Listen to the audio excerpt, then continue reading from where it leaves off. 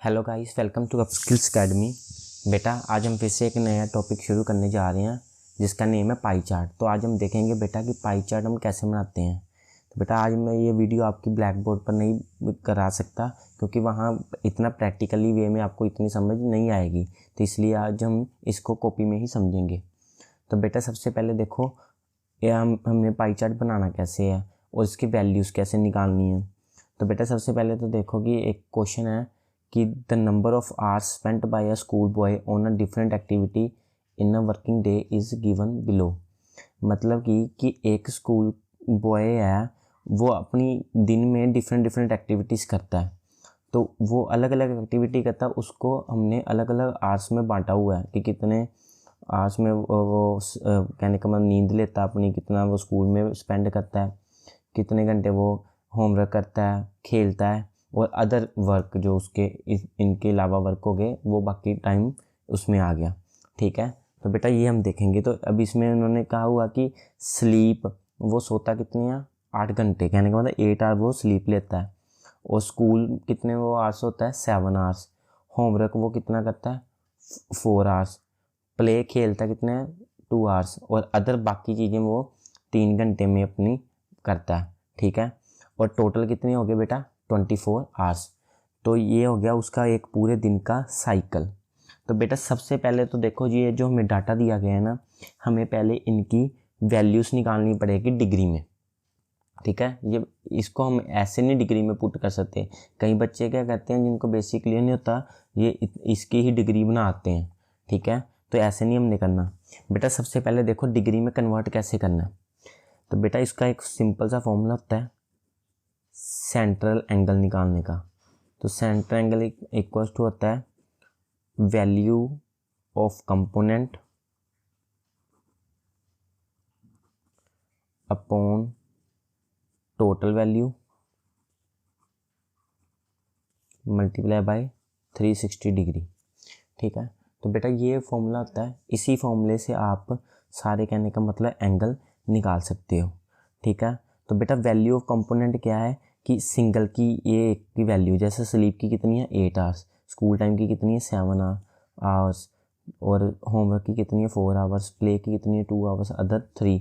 और ठीक है ये हो गए। और टोटल वैल्यू क्या है 24। ठीक है ना, तो टोटल वैल्यू क्या होगी 24। उसको हमने क्या करना होता है बेटा 360 से मल्टीप्लाई करना होता है, तो हमारा हर का पार्ट का एंगल आ जाएगा। तो पहले बेटा स्लीप का निकाल के देखते हैं। तो बेटा स्लीप का देखो वैल्यू कितनी है 8/24 मल्टीप्लाई बाय 360 डिग्री। अब बेटा इसको करने के ना 2 तरीके हैं। या तो आप पहले इसकी कटिंग कर लिया करो अगर होती है, तो जैसे 2 4 का 8, 2 12 का 24, 2 2 का 2 6 का 2 1 जा 2 3 का। तो ये क्या आ गया 1/3 इंटू 360 डिग्री। ठीक है बेटा, तो आप इसको आगे डिवाइड कर लो। तो ये किस में जाएगा 120। तो ये कितने डिग्री का एंगल बन गया आपका 120 डिग्री का। तो कहने का मतलब क्या है कि स्लीप आपका आपने कितने डिग्री का बनाना है 120 डिग्री का बनाना है। अब बेटा देखो हो क्या रहा है असल में 8/24 क्या है 1/3। कहने का मतलब ये पूरे 24 आवर्स में 1/3 वो अपना टाइम स्लीप में स्पेंड करता है। ठीक है ना, तो 1/3 पार्ट वो अपना स्लीप में स्पेंड करता है पूरे दिन का। तीसरा हिस्सा अपने कहने का मतलब पूरे दिन का जो तीसरा हिस्सा होता है वो सोने में स्पेंड करता है। ठीक है, तो बेटा हमने अब कहने का मतलब स्लीप उसका क्या था 1/3 तीसरा हिस्सा था, तो हमने 360 का भी तीसरा हिस्सा, क्योंकि एंगल कितने पूरा एंगल कितना होता है 360 का, तो हमने उसका भी 1/3 कर लिया। तो उसका आंसर क्या आ गया 120। ठीक है, तो कहने का मतलब ये हमने एक हिसाब से सर्कल का 1/3 पार्ट ही निकाला है। ठीक है, अब बेटा देखो एक तो तरीका ये हो गया, बट देखो मैं क्या प्रेफर करता हूँ कि आप इसकी कटिंग ना किया करो। उसकी वजह मतलब मैं बताता हूँ आपको। देखो अब बेटा सपोज करो ये स्कूल टाइम का अब निकालना है आपने, तो अब आप करोगे 7/24, ये तो जा ही नहीं रहा। ठीक है ना, तो आपको पहले इसको ही काटना पड़ेगा। तो इसको कट करके देखो 3 8 का 24, 3 120 का, 2 4 का, 2 60 का, 2 2 का, 2 30 का, 2 1 जा 2 15 का, तो ये कितना हो गया 715 का कितना होता है 710 का 70 और 75 का 35 105 डिग्री। अब बेटा देखो, अब मेरा कहने का मतलब क्या, अब आप होमवर्क का ज़रा करके देखो। तो अगर आप होमवर्क का करोगे तो इसका है 4/24। तो अब होगा क्या, आपको पहले इसकी, अगर ये फर्स्ट मेथड से करते हो कि इसकी कटिंग करते हो, कटिंग करके यहाँ क्या आ जाएगा, अब मैं इधर करके बताता हूँ आपको, 212 और 16 1/6 आ जाएगा। फिर आपको 360 से अलग से कटिंग करनी पड़ेगी इसकी, ठीक है ना। बट अब एक चीज़ देखो, हमने पहले ही 24 को 360 से इधर कट कर दिया, ठीक है ना। 24 को 360 कट कर दिया, कितना आया 24 एक हिसाब से 15 का आया ना 360। तो आप बेटा अगर ऐसे ही रहने दोगे तो आपको अलग वैल्यू से बार बार इसको डिवाइड नहीं करना पड़ेगा, क्योंकि आप देखो अब सभी वैल्यू से ऐसे ही लिख सकते हो। प्ले की भी कितनी है 2/24, सीधा इसको 360 से सीधा ही इसको 15 कर दो, ठीक है, क्योंकि ये आपने एक बार ही निकाल लिया। तो अगर एक बार ही निकाल लिए तो बार बार हम अलग अलग उससे मल्टीप्लाई क्यों करें नंबर से। बाई चांस हो सकता है कोई हमारी मल्टीप्लिकेशन ही गलत हो जाए, तो जितना हम कम मल्टीप्लाई करेंगे उतने चांसेस है गलत मल्टीप्लाई होने के, ठीक है। अब देखो 3/24, इधर भी क्या कर दिया हमने 24 से कटिंग कर दी, ठीक है ना, सीधा ही, क्योंकि ये तो हमने इससे में निकाल ही लिया। बट अगर हम एक एक की इनकी आपस में कटिंग करते रहे, इसका जैसे 1/3 आया था तो हमने थर्ड को पार्ट को किया था 360 से, इसका 1/6 आया था तो 6 से करना पड़ता, इसका 1/12 आता तो 12 से करते, ठीक है, इसका 1/8 आता तो 8 से करते। तो कहने का मतलब हर बारी मल्टीप्लाई अलग अलग होनी थी, तो हर बारी क्या न्यू नंबर आने थे, न्यू मल्टीप्लिकेशन होनी, तो हो सकता था चांसेस थे कि हमें गलती लग सकती थी, ठीक है ना। मल्टीप्लाई कोई भी गलती कर सकता है बेटा, मैं कर सकता हूँ, आप कर सकते हो, तो इसलिए जितनी कम मल्टीप्लिकेशन हो उतना अच्छा है, ठीक है। तो अब बेटा देखो, अब आपने देखो सभी को एक एक बारी कर दिया, अब आपका 15 आ रहा है। अब आपने क्या करना है, बस नंबरों को 15 से ही मल्टीप्लाई करना ऊपर जो भी नंबर होंगे, ठीक है। तो क्योंकि एक आपकी मल्टीप्लाई तो होगी, अब एक ही रहेगी ना करने वाली, आगे आप इधर से भी कटिंग करते फिर इधर मिलाते, इधर से भी कटिंग करते फिर इधर मिलाते, इधर से कटिंग करते फिर इधर मिलाते, जैसे वो ये इधर से भी करते फिर इधर। तो कहने का मतलब अब ये देखो, ये तो चलो प्रॉपर कट रहे हैं कि इसका 1/8 इसका 1/12 बन रहा है, तो उसमें कोई दिक्कत नहीं थी 12 में करने में भी, कि 1 से मल्टीप्लाई करना था, ईजी हो जाता।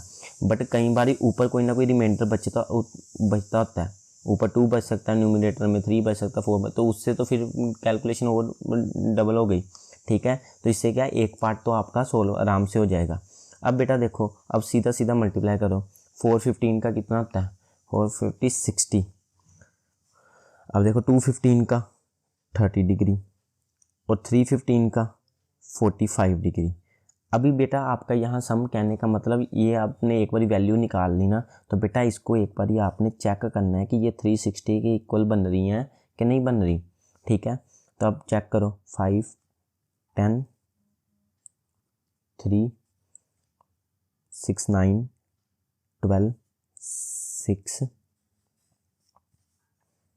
1 2 3 360। अब बेटा ये देखो, ये मेरी वैल्यू 360 के इक्वल बन रही है। तो 360 के इक्वल बनने का मतलब क्या है मेरा, कि ये आपका जो मैंने वैल्यूज़ निकाली हैं वो बिल्कुल ही करेक्ट हैं, ठीक है, उसमें कोई भी गलती नहीं है। बाई चांस बेटा आपकी 360 ना बने, तो कहने का मतलब क्या है कि आपकी कोई ना कोई इधर से मल्टीप्लिकेशन में गलती है, तो आप वहाँ चेक कर सकते हो, ठीक है। क्योंकि बेटा ये सम बड़े सिंपल होते हैं, एक बार समझ आ जाए, और ये सम का नंबर भी ज़्यादा मतलब हाई नंबर में आता है क्वेश्चन, इसका 3 मार्क्स में आ जाएगा, 5 मार्क्स में आ जाएगा, 6 मार्क्स ऐसे क्वेश्चन आते हैं।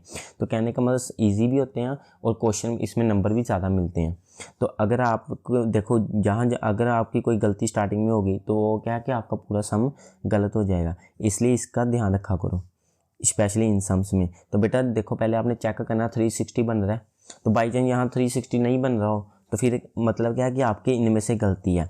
तो बेटा अगर यहाँ 360 नहीं बन रहा हो तो फिर भी एक बार अपनी ये प्लस भी चेक कर लेना, ठीक है, क्योंकि हो सकता है आपने प्लस ही गलत कर दी हो, बन 360 रहा हो, तो उस वजह से क्या होता है कि आपका टाइम वेस्ट होगा। सारा पहले कैलकुलेट करोगे वो सही है ना, दोबारा फिर चेक करोगे, फिर आपको पता लगना यार 360 था, ठीक है। तो ये चीज़ों का ध्यान रखना, ठीक है बेटा। एक तो ये चीज़ हो गई, आपने अब 360 एंगल निकाल लिए। अब बेटा देखो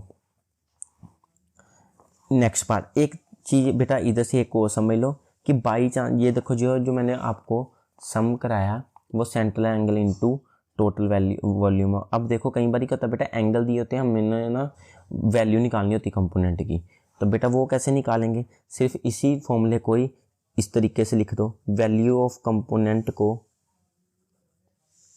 इस तरफ ही रहने दो, ठीक है, और बाकी टर्म्स को दूसरी तरफ ले जाओ। तो टोटल वैल्यू इधर डिवाइड हो रहा था, इधर जाके क्या हो जाएगा, मल्टीप्लाई, और किससे होगा, सेंट्रल एंगल से, central angle multiply by total value, ठीक है। और अब देखो इधर 360 क्या था, मल्टीप्लाई हो रहा था, तो इधर क्या हो जाएगा आपका 360 डिवाइड हो जाएगा, ठीक है। तो इससे आप बेटा वैल्यू ऑफ कंपोनेंट भी निकाल सकते हो, ठीक है। मैं इधर अच्छे से लिख देता हूँ दोबारा, क्योंकि इधर पाई चार्ट बनाना था तो स्पेस छोड़ी थी मैंने।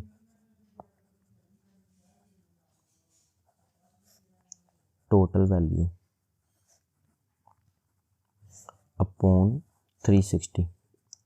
अब बेटा देखो, अब हमने एंगल सारे निकाल लिए, अब हमने क्या है अपना वो बनाना है, पाई चार्ट बनाना है। तो बेटा पाई चार्ट के लिए कुछ चीज़ों का पहले ध्यान रखना। एक तो एंगल आ गया आपके, एक आपने जो कंपास है ना, ऐसे हमेशा आपकी कंपास बिल्कुल ऐसे होनी चाहिए, कहने के बाद दोनों पॉइंट आपस में एक ही जगह पर होने चाहिए, ठीक है ना, सर्कल बनाने के लिए, एक अच्छा सर्कल बनाने के लिए। तो अब बेटा देखो क्या करना आपने, इसको हल्का सा ही खोलना, ज़्यादा भी नहीं बड़ा सर्कल बनाना, ना ही ज़्यादा छोटा बनाना। तो बेटा हल्का सा खोला, तो एक ना ये जो लाइंस होती हैं ना, इन लाइंस में से किसी एक लाइन पर आपने सर्कल बनाना, किसी भी एक लाइन में।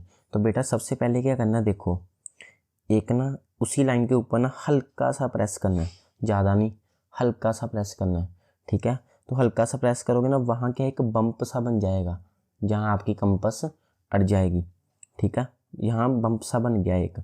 तो अब बेटा देखो ज़्यादा प्रेस भी नहीं करना, क्योंकि बम्प बड़ा भी नहीं होना चाहिए, तो कंपास उसके अंदर ही, कहने का मतलब मूव कर सकती है। तो हल्का सा करना कि बाहर भी ना मूव करे, अंदर भी ना मूव करे कहीं, ठीक है। तो बेटा एक बम्प सा बन गया, और पूरी लाइन के ऊपर ही बनाना है, वो भी मैं आपको बताता हूँ लाइन के ऊपर क्यों बनाना है। तो बेटा फिर आपने ऐसे कंपास घुमानी शुरू कर देनी है, ठीक है। तो बेटा कंपास भी, ये कहने का मतलब थोड़ी प्रैक्टिस करोगे तो आपको आ जाएगी। तो बेटा बिल्कुल हल्के हाथों से घुमानी। अब बेटा होता क्या, कई बच्चों की ना कंपास क्या है, बाई चांस आपकी हिल गई किसी कारण, तो आपने क्या करना, कुछ नहीं करना, दोबारा उसी बम्प पर जाना है हल्का सा, तो बस आपने फिर उसको बनाना शुरू कर देना।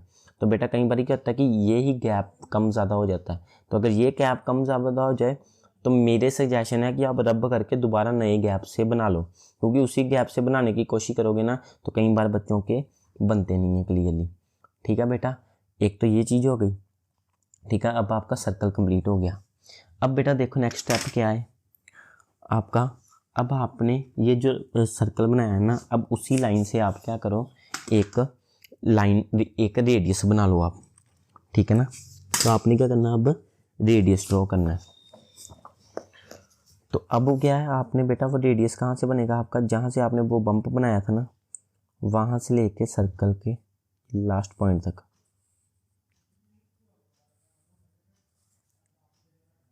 अब बेटा लाइन पर लगाने का फ़ायदा क्या हुआ, देखो लाइन के ऊपर ही लाइन लग गई हमारी, तो उससे क्या हुआ, अगर हम सेंटर में लगाते, जैसे यहाँ लगाते, तो बेटा पूरी हमें गारंटी नहीं होती कि हमारी लाइन सीधी बनी है, क्योंकि वो देखो कोई भी बिल्कुल सीधी बनाना भी लाइन एक काफ़ी मुश्किल काम है, इम्पॉसिबल ही है, ठीक है ना, कि आप हर बारी वो एक जैसे सीधी लाइन बना लो, वो भी सेंटर से, हल्की सी तो फ़र्क पड़ेगा, ये एक चाहे हाफ डिग्री का ही पड़े, तो वही आपका एंगल ख़राब कर देगी आगे जाके, ठीक है ना। तो आपने बेटा क्या करना है, बिल्कुल लाइन के ऊपर ही बनाना, और लाइन हमेशा बेटा आपने बिल्कुल बारीक लगानी है, ठीक है ना, ज़्यादा मोटी लाइन नहीं लगानी। देखो मोटी लाइन लगाने से क्या होगा, अगर आपने सपोज करो मोटी लाइन लगा रहे हो इतनी, तो अब मैं इस कंपास को ही कितनी जगह पर घुमा उस लाइन के अंदर ही घुमा सकता हूँ, बट अगर पतली सी लाइन लगी होगी तो एक जगह पर ही मैं कंपास को रख सकता हूँ, ज़्यादा नहीं मैं मूव कर सकता। तो अगर मोटी लाइन लगी होगी तो उस मोटी लाइन के अंदर ही मैं कंपास को 2-3 जगह सेट कर सकता हूँ, ठीक है ना। तो उससे क्या है, लास्ट में एरर आने के चांसेस बढ़ जाते हैं। तो अब बेटा इतना कर लिया, अब बेटा अपने एंगल देखो बनाने शुरू करो। बाकी आप एंगल किसी भी तरीके से बना सकते हो, मेरा वैसे तो हम बड़े से ही शुरू करते हैं नॉर्मली, ठीक है। तो सबसे जो बिगेस्ट एंगल होता है वो देखो वो कितना, 120 डिग्री। तो अब क्या करना बेटा, आपने ये डी का सेंटर लेना है, इस सेंटर को बम्प के ऊपर रखना है, और जो लाइन आपने लगाई थी ना, उस लाइन के ऊपर ही कंपास की लाइन होनी चाहिए। कहने का मतलब दो लाइनें नहीं नज़र आनी चाहिए, सिर्फ आपको क्या है, अपनी लाइन नज़र आनी चाहिए, ठीक है ना। वो जो आप अपनी डी की लाइन नज़र आनी चाहिए, ठीक है बेटा। तो जैसे ही आपने लाइन एक बार एडजस्ट करके रख ली, तो फिर बेटा देखो, अगर तो इधर से बनाया तो ये अंदर वाले एंगल आपने पढ़ने हैं 0 to 10। तो अगर इधर से बना रहे हो फिर ये बाहर वाले पढ़ने 0, 10, 20, ठीक है। तो अब हमने इधर से स्टार्ट किया, ठीक है ना, राइट हैंड साइड से। तो आप क्या है, ये इनर वाला सर्कल पढ़ोगे, क्योंकि जहाँ से भी पढ़ोगे आपने बस ये ध्यान रखना उधर से 0 वाले स्टार्ट कर देने हैं, ठीक है ना, जिधर से भी करोगे। तो अब बेटा देखो इधर से करो, तो कितने का एंगल है, 120 का। तो बेटा आपने 120 के ऊपर ये लाइन लगा देनी है, लगा दी, 1 पॉइंट हल्का सा पॉइंट लगा देना। तो फिर क्या है, इस बम पर पेंसिल रखनी है जो कंपास से बना होगा, और यहाँ सर्कल से आपने एक लाइन लगा देनी है, ठीक है बेटा। ये आपका क्या है, 120 डिग्री का एंगल बन गया। तो बेटा इसको आपने एक बार चेक भी करना है, ठीक है, कि वाकई 120 का बना भी है कि नहीं। अब देखो बेटा, ये आपका बिल्कुल एग्जैक्ट 120 का एंगल बना है, और ये बिल्कुल लाइन के ऊपर ही आ रहा है। अब ये देखो इस लाइन के ऊपर आ रहा है ना, बिल्कुल इस लाइन के ऊपर ही आ रहा है। तो ये क्या है आपका 120 डिग्री का एंगल बन गया। अब बेटा नेक्स्ट एंगल क्या है, 105। तो बेटा अब क्या करना है, आराम से अपने कॉपी या पेपर है उसको मूव करो। तो अब जो न्यू लाइन लगाई है ना, अब बेटा वो न्यू लाइन आपका अगला मार्किंग का काम करेगी। तो अब आपने न्यू लाइन के ऊपर ही वो अपनी डी की लाइन वो रखनी है, और बम्प के ऊपर अपनी डी का सेंटर। अब देखो बेटा, ये बिल्कुल हमने बिल्कुल बेटा लाइन के ऊपर ही लाइन रखनी है कि आपको दो लाइनें नज़र ना आए, ठीक है। अब देखो आपको मेरी पेंसिल वाली लाइन नहीं नज़र आ रही है, वो डी के ऊपर ही है बिल्कुल, ठीक है ना। तो आपने वैसे ही रखनी है कि दो, जो देखो हल्का सा मैं इधर करूँगा लाइन नज़र आएगी ना, तो आपने कहने का मतलब वैसे लाइन उसके डी को बिल्कुल ऊपर रखना है कि आपको दूसरी लाइन नज़र ना आए। तो अब क्या करो बेटा, यहाँ से लेके अब 105 का एंगल बनाना आपने। तो 105 का एंगल इधर से देखो कि कहाँ बन रहा है, यहाँ ये सेंटर में। तो यहाँ से क्या करो बेटा,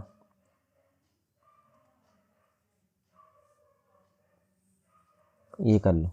तो इधर अब बेटा ये 105 का एंगल बन गया, और इसको एक बारी चेक कर लो, ठीक है। चेक कैसे कर सकते हो, जब एंगल बनाओगे लाइन तो जहाँ बनेगी ऊपर डॉट चेक कर लेना कि डॉट आपका पूरा 105 पर आ रहा है। तो अगर आ रहा है डॉट आपका 105 पर, तो वो आपका एंगल ठीक ही होगा। तो ये बेटा किस डिग्री का एंगल बन गया आपका, 105 डिग्री का, ठीक है। तो बेटा अब नेक्स्ट देखो, नेक्स्ट क्या था, 60 डिग्री का। तो अब बेटा आपने वैसे ही सेम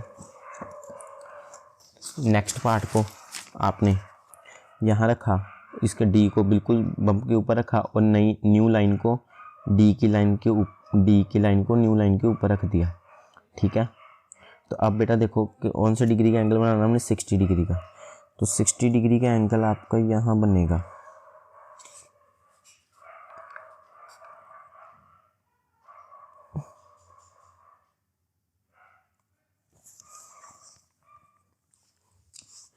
तो यहाँ से बेटा फिर से लाइन लगाओ, ये क्या आपका 60 डिग्री का एंगल बन गया। और बेटा एक बार इसको चेक जरूर कर लेना दोबारा से कि ये 60 डिग्री का बना एंगल, ठीक है, 60 डिग्री का बन गया। अब बेटा देखो इसके बाद कौन सा आपका 30 डिग्री का या 45 डिग्री का, ये 60 डिग्री का था तो 45 डिग्री का बना लो अब। तो अभी बेटा ये न्यू लाइन लो,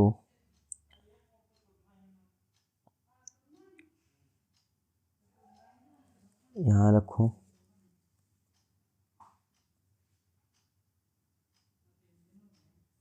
अब क्या करो 45 डिग्री का एंगल बना लो। तो 45 डिग्री बेटा आपका यहाँ बन रहा है। तो इधर से आप क्या करो 45 डिग्री का लाइन ये ड्रॉ कर दो। तो बेटा एक बार चेक कर लो कि वह वाकई 45 डिग्री का बना भी है कि नहीं बना। हाँ, तो बेटा ये पूरा 45 डिग्री के ऊपर ही ये पॉइंट आ रहा है, तो ये 45 डिग्री का बन गया। अब बेटा जो लास्ट एंगल है ना, वो आपको बनाने की ज़रूरत नहीं होती, वो खुद ब खुद बन जाता है। अब ये एंगल देखो, ये आपका पूरा 30 डिग्री का एंगल बना है। अब देखो मेरी जो पहली लाइन है वो पूरी डी के ऊपर आ रही है। मैं ऐसे कॉपी करके दिखाऊंगा आपको।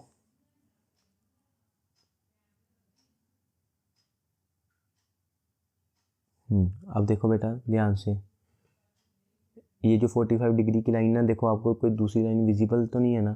तो 45 डिग्री के ऊपर रखी, और ये जो लाइन है एक जहाँ से हमने स्टार्टिंग की थी, कहने का मतलब ये वाली लाइन, ये पूरी क्या है आपका 30 डिग्री का एंगल बना रही है। अब देखो पूरा 30 डिग्री से ये जा रही है। इसको मैं आपको सही तरीके से रख के बताता हूँ।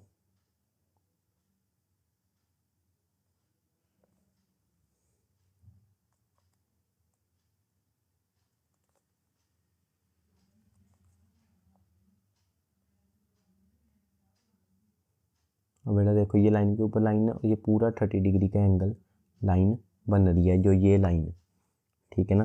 तो ये आपका लास्ट एंगल बेटा 30 डिग्री का खुद ब खुद बन जाएगा। और अगर ये एंगल सही बनेगा तो कहने का मतलब आपका पाई चार्ट बिल्कुल ही ठीक है। और अगर ये एंगल में थोड़ा सा भी गड़बड़ हुई, 1 डिग्री 2 डिग्री का भी फ़र्क हो गया, तो कहने का मतलब कहीं ना कहीं आपने गलती की है। तो आप दोबारा से ये 120 को चेक करना, 105 को चेक करना, तो जो भी माइनर गलती होगी उसको रिमूव करते जाना, आपका ये पाई चार्ट बन जाएगा। तो बेटा आई होप आपको पता लग गया हो। Thank you.